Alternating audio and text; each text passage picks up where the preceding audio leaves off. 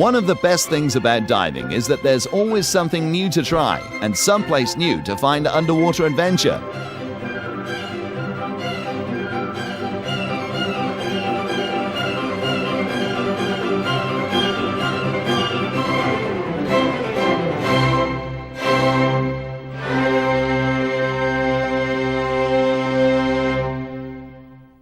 But some divers miss out on some of the best diving because they think cold water takes the fun out of diving. It doesn't. Being cold does. Thanks to today's dry suits, you can dive in comfort in colder water, and that means that dry suit diving can open whole new underwater worlds you might not see otherwise.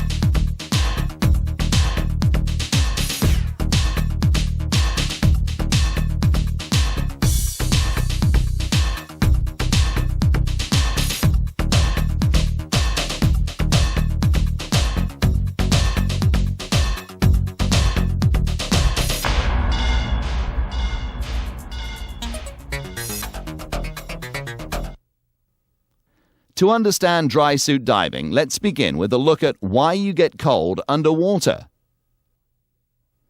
We'll compare how dry suits and wet suits differ. Next, we'll go over the different types of dry suit construction, the undergarments you wear under them for insulation, and the appropriate weight systems, BCDs, and argon inflation systems you may use with dry suits. This provides the basis for understanding diving with a dry suit and about dry suit safety and handling emergencies. Finally, we'll cover basic dry suit maintenance and dry suit repairs.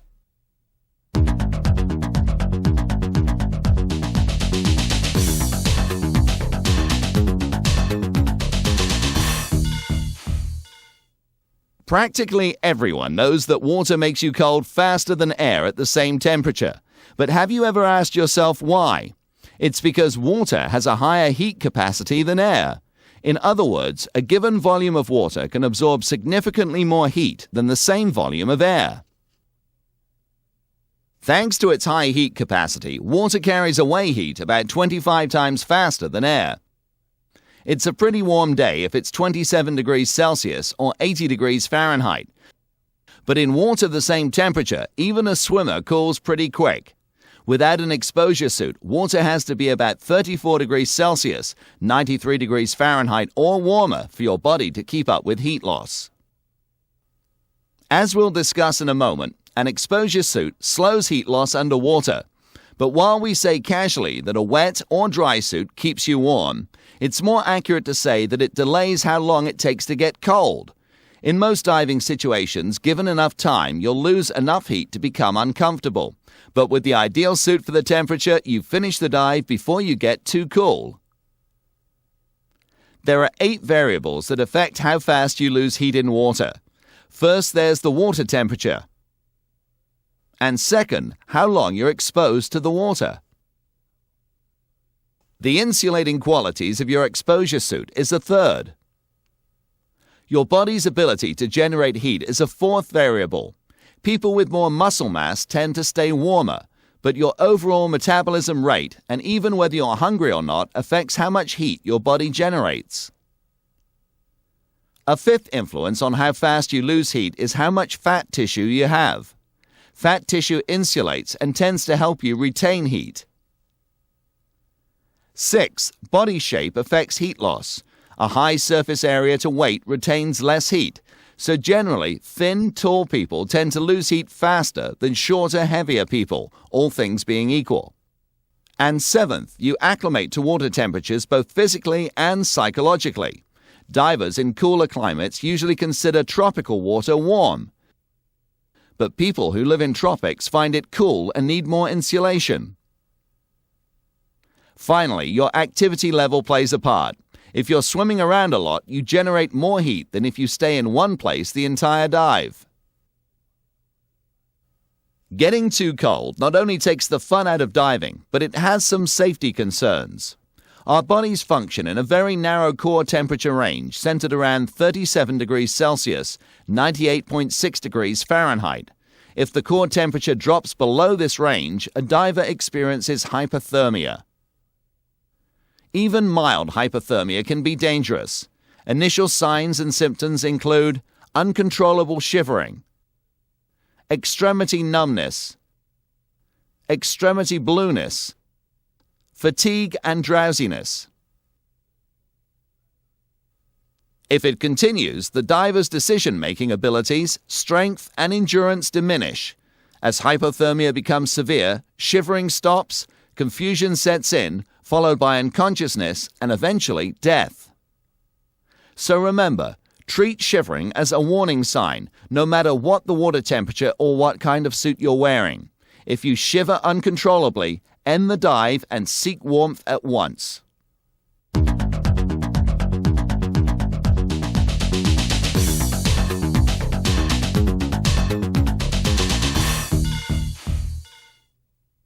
As you probably know, there are 3 basic types of exposure suits: bodysuits, wetsuits, and dry suits. Bodysuits, or skin suits, have some insulating qualities, but they're primarily to protect you from sunburn and abrasion. So let's focus on wetsuits and dry suits. Wetsuits and dry suits both insulate you, but in different ways. A wetsuit is made of foam neoprene, which is a good insulator. When you start your dive, a thin water layer seeps in between the neoprene and your skin and gets trapped. Your body quickly heats this water, then heat loss slows because heat transfers slowly through the neoprene. However, the trapped water does nothing to slow heat loss. It still carries heat away as fast as it's lost through the neoprene to the water beyond. It's only the neoprene that insulates you. Thicker neoprene provides more insulation. Dry suits, on the other hand, are watertight suits made of different materials that we'll talk about in a moment. The suit, and usually an undergarment, insulate like a wetsuit's neoprene, but you're also surrounded by gas, air, or sometimes argon. Air's lower heat capacity slows heat transfer away from your skin in addition to the undergarment and dry suit insulation. Unlike in a wetsuit, everything between you and the water outside the suit retards heat loss. This is why a dry suit insulates better. By adding insulation layers, you reduce heat loss further. Using argon insulates better because it has about half the heat capacity of air and conducts heat even slower. We'll talk more about using argon in a bit. With modern dry suits in good repair, most divers remain completely dry, though perspiration causes some normal dampness. A few divers, especially those with lean arms, experience minor leakage, mainly around wrist seals when your movements create momentary channels that let in water. You can avoid this somewhat by putting the wrist seals higher on your arm. Even with this occasional minor leakage, a dry suit lets you stay comfortable longer than a wetsuit and make more or longer dives in cooler water. You use air faster when you're cold, so you'll probably find you use less air when dry suit diving.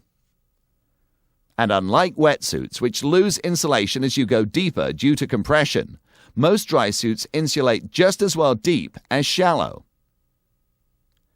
Other dry suit advantages include that you can vary your insulation to match the water temperature, and dry suits don't have to fit so snugly, so they're more forgiving when you're trying to find one the right size. And after a dive, wet wetsuits can make you colder due to evaporative cooling. Most dry suits don't have this problem, and the undergarments keep you warm after you take the suit off. Of course, dry suits do have their drawbacks. For one, they cost more than comparable quality wetsuits, though they have a long lifespan and your cost per dive is usually lower. Dry suits tend to have a bit more drag when you're swimming, and you may need to wear a bit more weight. If you expect your dry suit to give you reliable, dry, warm dives, you have to give it more pre-dive and post-dive care than a wetsuit. This even includes how you fold and carry it to and from the dive.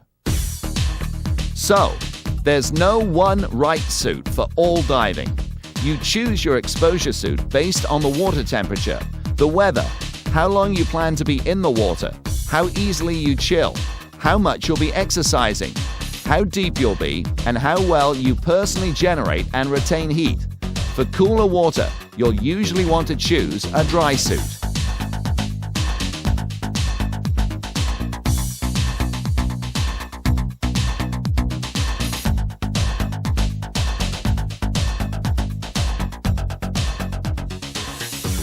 Like all dive equipment, you can choose from a variety of dry suits with different features, which we'll look at in a moment.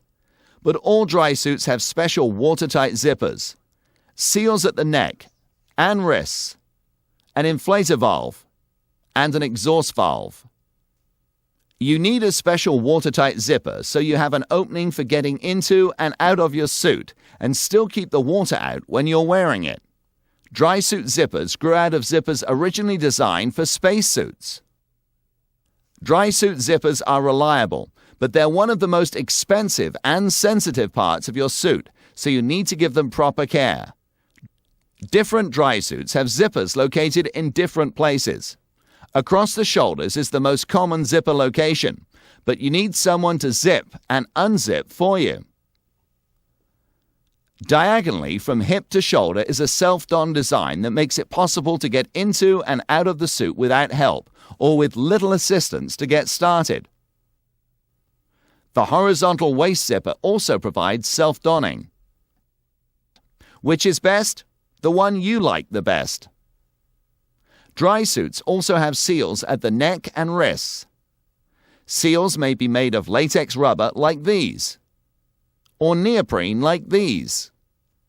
Latex seals are the easiest to put on and take off, to adjust size and to replace if necessary. But they're also the easiest to damage, and they don't insulate and cause cold spots unless there's insulation over or under them. You can get two types of neoprene seals, flat sealing, which are the simplest to put on, and fold under, which are commonly used as neck seals, but also available for wrist seals. Neoprene seals may last longer than latex seals and they insulate, but replacing them is harder and size adjustment takes longer. They also stretch with use, whereas high-quality latex seals don't. Again, the best for you is the type you like best. Some dry suits have interchangeable seals, though these are most commonly used in rental dry suits. Keep in mind that seals can leak when you make a fist, forming channels under a seal, when there's dirt or hair under a seal, or if you vent air through a seal.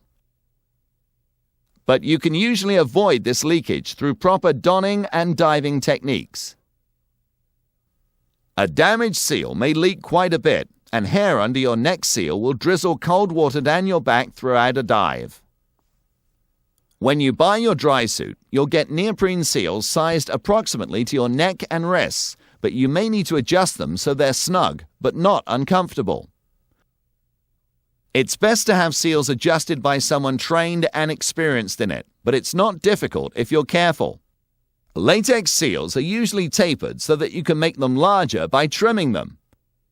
Have someone hold the seal where you trim off no more than about 5 millimeters, a quarter of an inch. If in doubt, under-trim. You can always retrim if it's still too tight after a dive. But if you cut off too much, you'll have to replace the seal. You don't trim neoprene seals, but stretch them overnight on something that's round and about the right size. Again, air slightly tight if in doubt, and leave room for the seal to stretch further with use. Stretch seals too big, and you'll have to replace them. But never wear a neck seal that's uncomfortably tight because it can trigger the carotid sinus reflex. This is when the seal presses on the carotid arteries in the neck, which the body mistakes for high blood pressure. In response, the heartbeat slows and less blood reaches the brain, but the pressure is still there, so the heart slows further. Eventually, a diver can faint because of inadequate blood reaching the brain.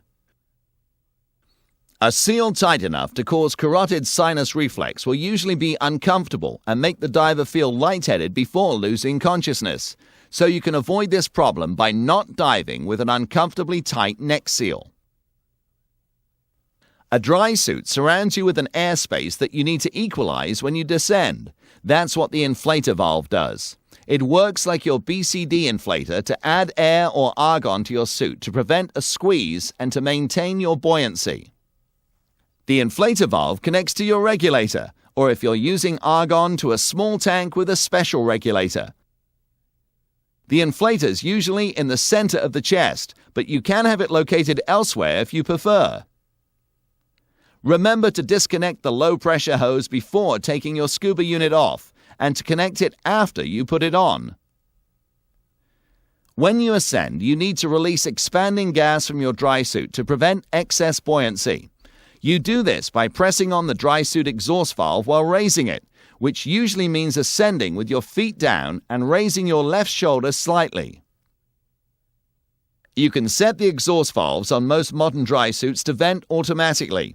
You adjust the valve to hold the amount of gas you want in the suit. We'll go over this in detail when we look at dry suit diving techniques. When you ascend, you set the valve all the way open so the maximum expanding gas escapes automatically.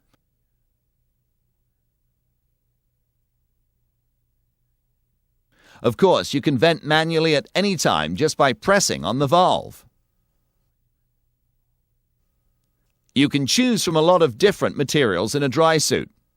Trilaminate material is one of the more expensive materials, but it's lightweight for travel, easy to repair, and lasts a long time.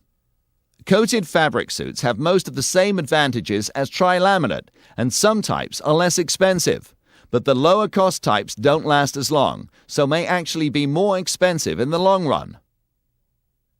Vulcanized rubber suits are some of the toughest, which makes them popular with commercial divers. They're easy to repair, but they're the heaviest. Like trilaminate, they cost a bit more than other types, but they last long enough to be a good buy in the long run.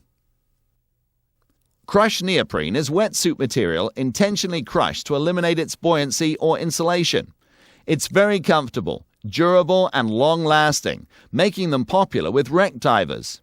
They're easy to repair, but you have to dry them first, which can take a while. And like a wetsuit, you can get a bit of evaporative cooling out of water. They cost about the same as trilaminate, but are one of the longest-lasting suits. The first modern dry suits were made of wetsuit neoprene like this. Unlike all the other types, neoprene dry suits require no undergarment for warmth unless you dive deep. They're comfortable and moderately priced and easy to repair like crushed neoprene.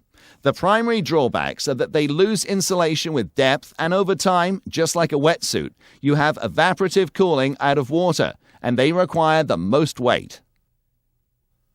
Obviously, the best dry suit material is a compromise of characteristics and economics. That's why you might want to choose a composite suit, which uses two materials. This suit uses crushed neoprene from the waist down for maximum comfort while swimming and durability in the high wear leg area. Above the waist, trilaminate makes the suit lighter and more compact for traveling.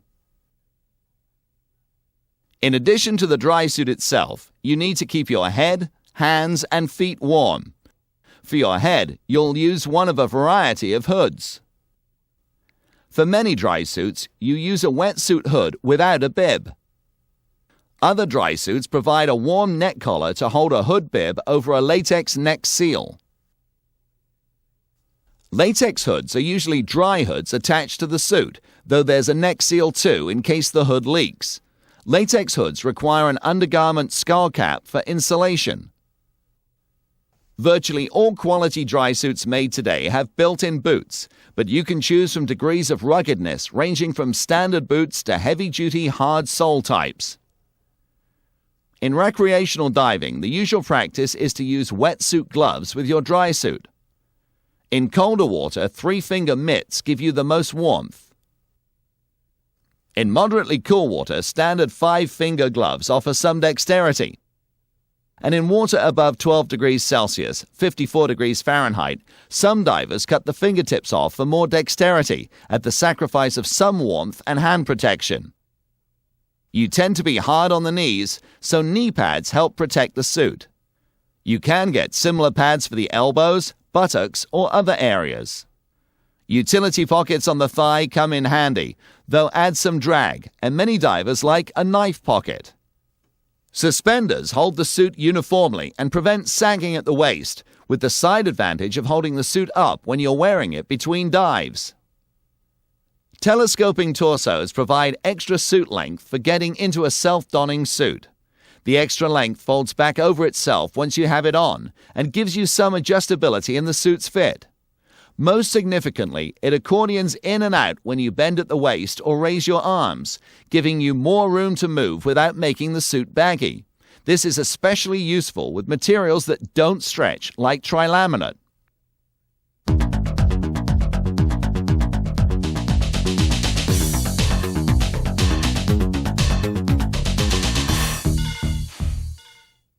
Except for neoprene suits, dry suits don't insulate you much. To do that, you wear an undergarment. Undergarments provide insulation by trapping air or argon, and through its own insulating characteristics. There are 6 considerations when choosing an undergarment, the first being cost. Like all dive gear, the more you can invest, the more you'll get in terms of performance, durability, and other advantages. Second, choose your undergarment based on the water temperature you'll be using it in. Different garments have different temperature ratings. Third, you might want to consider the garment's insulating characteristics when wet. Some, like Thinsulate, provide excellent insulation even with a leak. Others don't insulate as well. Fourth, consider the care the garment requires. Some take the same care as any clothing. Other types have special laundering requirements. Fifth, think about the garment's bulk. Some materials have little bulk, whereas others require more bulk for the same insulation. Less bulk makes it easier to get into and out of your dry suit, and minimizes the weight you need to wear. Finally, be sure to choose a suit that doesn't restrict your movement or range of motion. Remember, you'll be swimming in this suit, so you'll need to be able to move comfortably. Depending on the water temperature, you may want extra layers around your torso. Be sure that anything you wear against your skin has wicking properties that carry away moisture. If not, add the layer over your undergarment. Wearing the wrong material against your body, like cotton, will trap moisture and actually make you colder instead of warmer.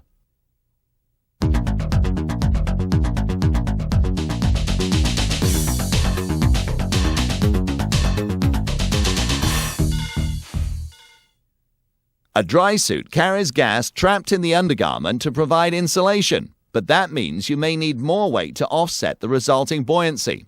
How much more depends on the type of suit and undergarment you use, so it may be a little more weight than you're used to, or considerably more. You may be used to a weight belt, but alternatives include weight harness systems and BCDs with integrated weights. These take the load off your lower back and make it easy to redistribute weight. You can even divide your weight between 2 weight systems and use accessory weights to distribute weight where it's most comfortable and gives the underwater balance you like. Remember, you don't have to be able to ditch all of your weight in an emergency, just enough to assure positive buoyancy. With 2 weight systems, you can ditch part of your weight, minimizing the risk of an uncontrolled ascent. Chances are the BCD you have will work just fine with a dry suit, though you may need to readjust it to fit over the extra bulk. You're going to learn to control your buoyancy underwater using your dry suit, but it's much more comfortable to use your BCD to float at the surface. And you use your BCD for buoyancy control if you have a problem with your dry suit. With lower heat capacity than air, argon insulates better than air without adding insulation. An argon system is a small cylinder with a special regulator that connects to your dry suit. Note that it has no regulator second stage, so you can't accidentally breathe from it. It's recommended that you still have a low-pressure hose coming off your air regulator that you can attach to your dry suit if you inadvertently use all your argon during a dive. Using argon has some disadvantages, including the inconvenience of carrying the extra system and getting argon, which many dive stores don't carry. There may be regulations you have to follow regarding the type of valves and regulators used with argon, and the decompression considerations of diving surrounded by argon have not been studied. There are no major theoretical concerns, but if you choose to dive with argon, you must accept the risk that there may be unknown decompression risks. It's important that an argon system be marked clearly so that no one accidentally tries to breathe from it. Argon isn't toxic. The concern is the lack of oxygen, which would cause a diver to black out without warning.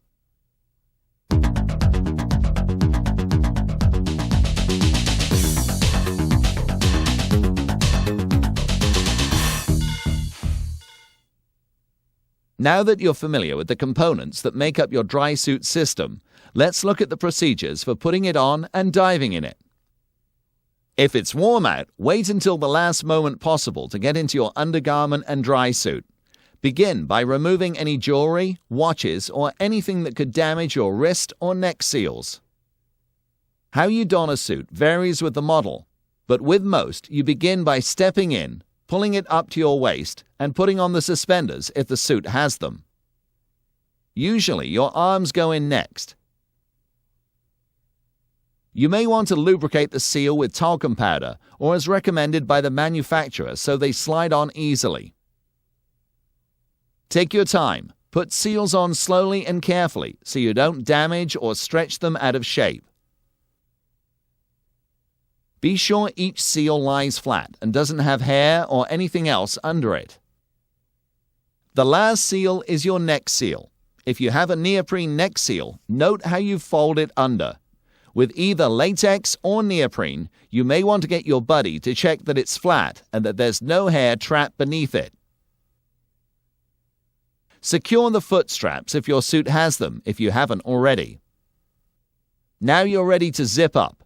You can do this yourself in a self-don suit. Pull slowly, steadily, and never force the zipper. Get your buddy to zip you up if you're wearing a shoulder entry suit, but it's a good habit to give the zipper a final tug yourself to be sure it's closed. If your suit has a telescoping torso, fold it over and secure it after the suit's zipped. The last step is to purge the suit of excess air so it doesn't balloon around your neck after you get in. Hold open your neck seal and crouch into a ball. You'll feel the air jet past your face. Replace the seal and stand up. Now you're ready to finish gearing up and go diving. If you're using argon, re-inflate the suit with argon and do this again to flush air out of the suit for better insulation.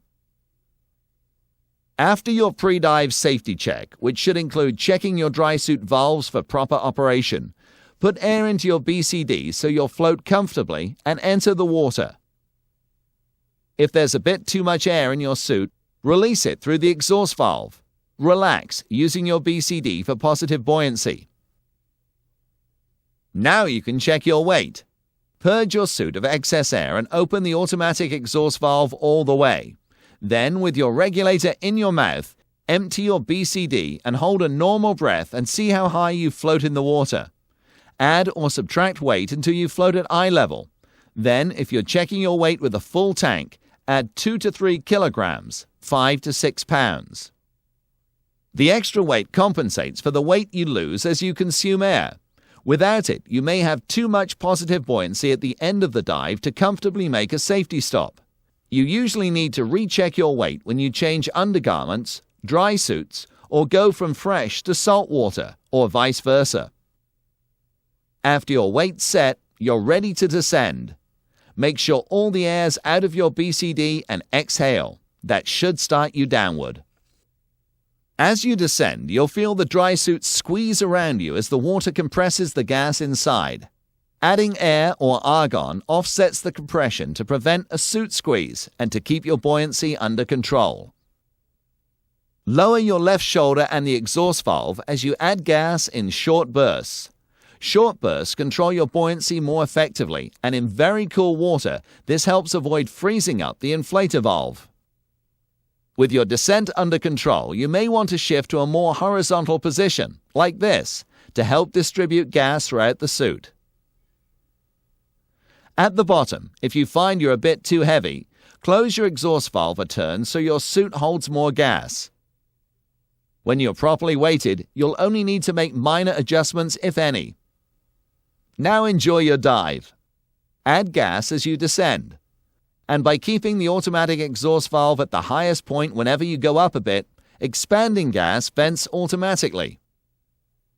During ascents, expanding gas escapes automatically, but set the valve all the way open so it releases gas easily. Ascend with the valve at the highest point on the suit, and you can manually exhaust as needed to keep up with gas expanding in your suit. When you reach the surface after your safety stop, inflate your BCD so you float comfortably.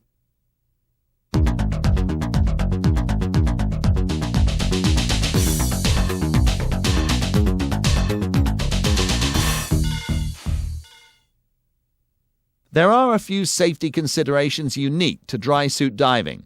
Using proper techniques, you can make thousands of dry suit dives without incident. But to be prudent, let's look at the hazards, cause, prevention, and correction to suit squeeze, excess buoyancy, excess air in the suit legs, and to a flooded dry suit. Suit squeeze occurs if you descend without adding gas to the suit. This can happen if you forgot to connect the inflator hose, if the valve malfunctions, if you're using an argon system and run out of argon, or if you simply forget. A suit squeeze can cause painful welts and bruises, and if you keep descending, it can restrict breathing. If you're descending and can't add gas to your suit, immediately stop your descent.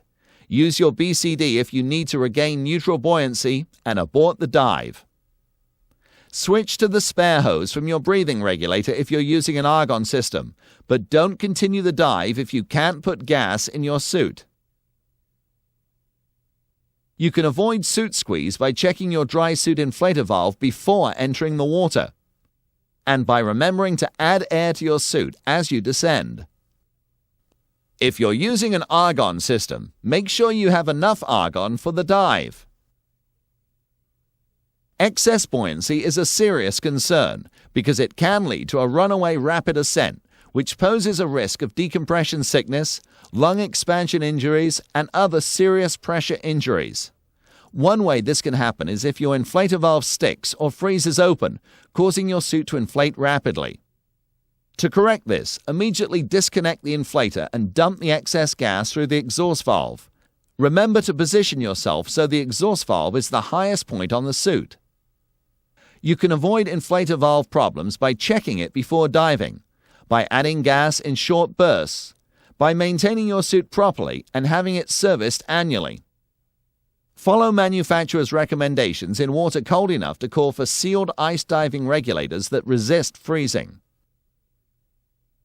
Although rare, an exhaust valve can stick shut, making it impossible to vent expanding air when you ascend. If you can, swim back down or grab something to stop your ascent. Control your ascent by releasing air from a wrist seal. You may get water in the suit doing this. You can release air from a seal anytime you can't get enough air to vent through the exhaust valve.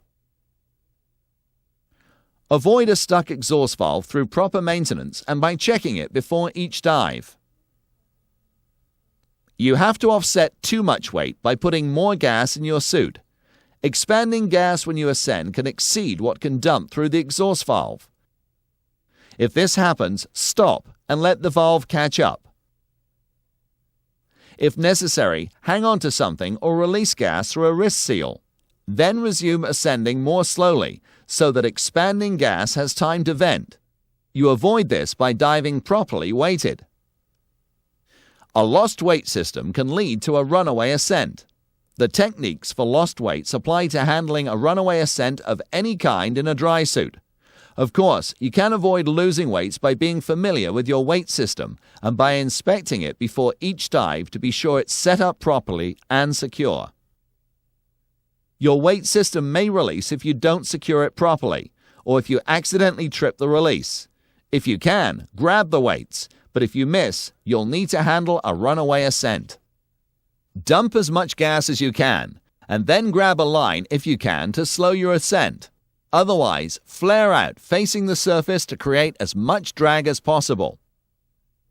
Make an R sound as you exhale each breath to assure an open airway, and watch overhead for any objects that you may need to steer clear of.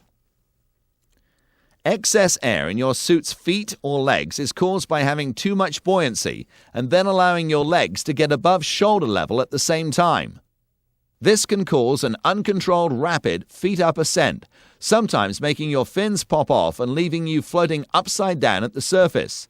This is actually a rare problem because you can easily prevent it by avoiding excess buoyancy and by not ascending with your feet higher than your exhaust valve. There are several ways to get out of a feet-up ascent. To perform a forward rollout, bend at the waist and kick forward until you're head up. A backward rollout is the same technique, only in the other direction.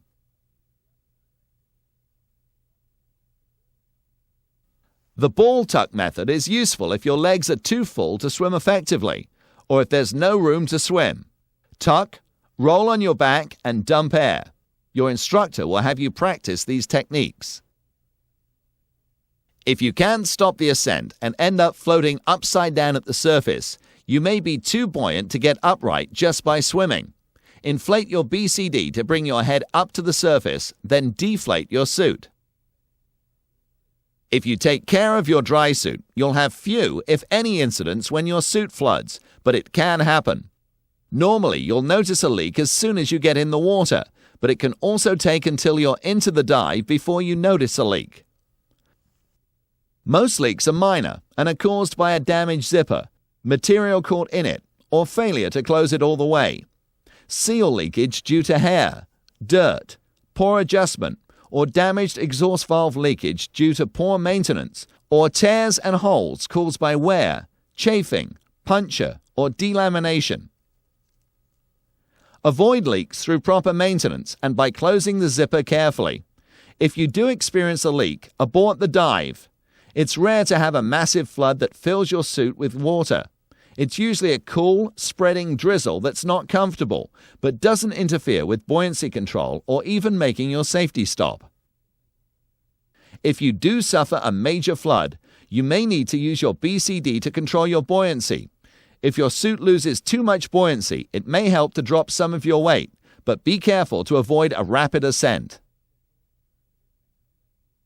Depending how wet you become and the water temperature, it may be best to skip a safety stop and seek warmth immediately.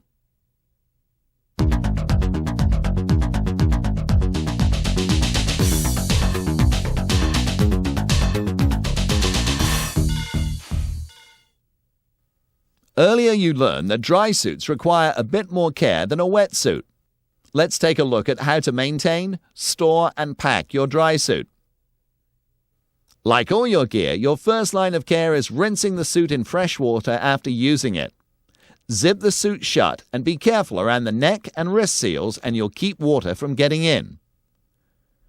But if you've had more than minor leakage, or if you sweat a good bit, you'll want to rinse the inside of the suit too. Be sure to rinse the valves thoroughly. Then hang the suit to dry over a thick rod or something that avoids creasing. If you rinse the inside and will need it soon, hang it inside out. Avoid leaving the suit in one position for more than a day, and don't hang it in direct sunlight. If you're not going to use the suit for a while, make sure it's completely dry. Then, if you like, dust the seals with talcum powder as directed by the manufacturer. Tuck latex seals into the arms and body of the suit. By the way, do not use any silicone on any part of your dry suit. Even some seal preservatives have silicone and are not recommended by some manufacturers. If the zipper picked up any dirt or grit, clean it gently with mild soap and water and a soft toothbrush. Rinse and allow to dry.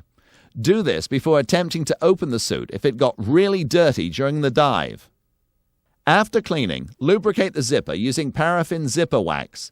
Never use silicone or silicone spray on your dry suit zipper unless directed otherwise by the manufacturer. Put the cap on the inlet stem so it won't damage the suit. Then fold the suit up loosely with the zipper open. Fold so the zipper lies relaxed with no sharp bends. Keep your suit in a sealed plastic bag to reduce ozone damage. Then store in a cool, dry place away from water heaters, automobiles, electric motors, and other sources of ozone and hydrocarbons. You can machine wash and dry most undergarments, but with many types, especially Thinsulate, it's important that you do not use soap or detergent because its residue interferes with its ability to wick away moisture.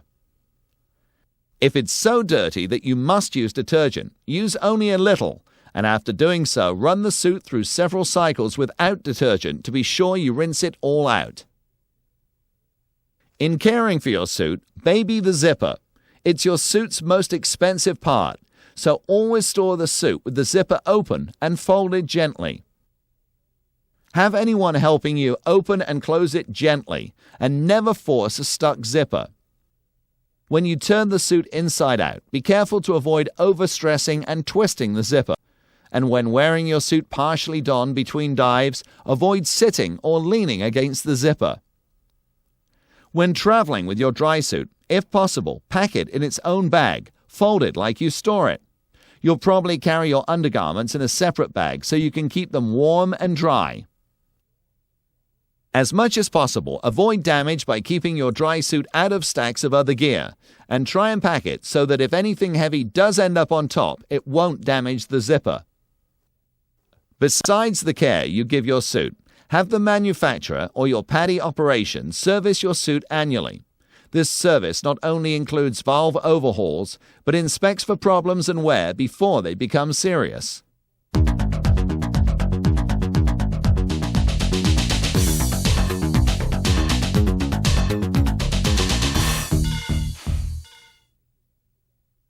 If you're going to dive in a dry suit, you have to accept that you're going to need to repair a small leak once in a while. So we're going to go over the basics for normal repairs like patching a hole. Handle major repairs, replacing a boot or a valve, by taking your suit to the manufacturer or a dive center. You're not likely to have the resources for such extensive jobs, but these professionals have the tools and materials to do these repairs right. Since different materials require slightly different repair methods, you'll need to consult the manufacturer literature and the PADI Dry Suit Diver Manual for specifics for your suit. The first step in repairing a leak is finding it. Sometimes you can do that during the dive by elevating the area that's leaking and looking for bubbles. Note where the leak is as precisely as you can. Tiny holes can be hard to relocate later. If the hole is someplace you can't see easily, get your buddy to help. You can also locate a leak by zipping the suit up and closing the seals with rubber bands or by putting appropriate size cans or jars in them. Inflate the suit, spread soapy water on the area, and watch for bubbles. Or you can immerse the suit and watch for bubbles. Another method, go into a dark room and put a flashlight inside against the leak area. Look for the light to shine through the hole. This method works best with tri-laminate, vulcanized rubber, and coated fabric suits. When you find it, mark the spot with a laundry marker or some other non-permanent marker. Keep looking until you're sure you've found all the holes. Before beginning your repair, the patch area must be dry on both sides. Use a hairdryer set on low heat to speed drying if you like. Check the literature for your type suit, but in most cases, the next step is to locate the repair area on the inside of the suit. You patch most suits on the inside not only because it looks better, but normal stresses press the patch against the repair area. Apply cement appropriate for your suit material. In some cases, you may need to remove some material first. Some repairs, like a tear, may require only gluing, but you'll usually apply the patch next. Allow the cement to dry before diving the suit again. This may take less than an hour or up to 24 hours, depending on the cement you had to use. You normally have the manufacturer or your dive center replace seals. But if you're going to be on an extended trip, you might need to replace a seal yourself. If you think this may apply to you, it's a good idea to do it the first time with someone who's done it before. The first step is to remove the old seal, and how you do this varies depending on your suit. In some cases, you carefully peel the seal away, and in others, you trim the cemented area off your suit. Again, you need to check the specifics for your suit. Next, Clean the seal area to remove all remaining glue and material, or rough the remaining seal so you'll get a good bond when you glue on the new one. Glue the new seal on carefully and evenly. Some seals may require an initial cement to bond the seal to the suit, followed by a cement that goes over the bond to assure that there's no leakage. Seal replacement may take more than a day, so allow yourself plenty of time and don't rush the job. Again, it's generally preferable to have the manufacturer or your dive center do this. And keep in mind that sometimes you can repair a seal, particularly neoprene ones, well enough to use the suit until you can have the seal replaced professionally. But remember, you won't spend near as much time repairing or caring for your dry suit as you do diving in it. That's what a dry suit is all about. More diving in more comfort.